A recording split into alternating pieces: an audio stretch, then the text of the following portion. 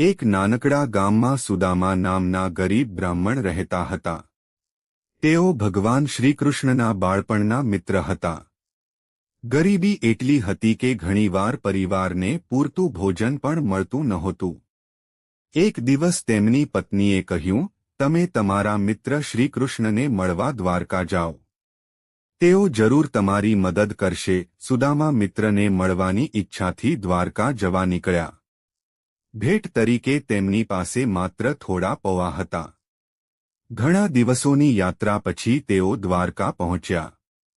મહેલના દ્વાર પર પહોંચતા જ સમાચાર શ્રીકૃષ્ણ સુધી પહોંચ્યા. પોતાના પ્રિય મિત્રનું નામ સાંભળતા જ શ્રીકૃષ્ણ દોડી આવ્યા અને પ્રેમથી સુદામાને ભેટી પડ્યા. શ્રીકૃષ્ણે સુદામાને પ્રેમથી મહેલમાં લઈ ગયા.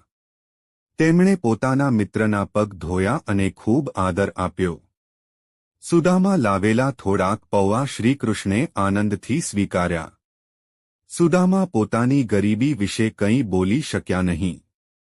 બીજા દિવસે તેઓ પોતાના ગામ પાછા ફર્યા.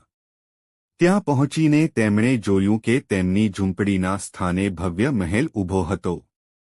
ભગવાન શ્રીકૃષ્ણે મિત્રતાની લાજ રાખી હતી અને સુદામાની ગરીબી દૂર કરી દીધી હતી. આ કથા આપણને શીખવે છે કે સાચી મિત્રતા અને નિઃસ્વાર્થ પ્રેમ સૌથી મોટું ધન છે.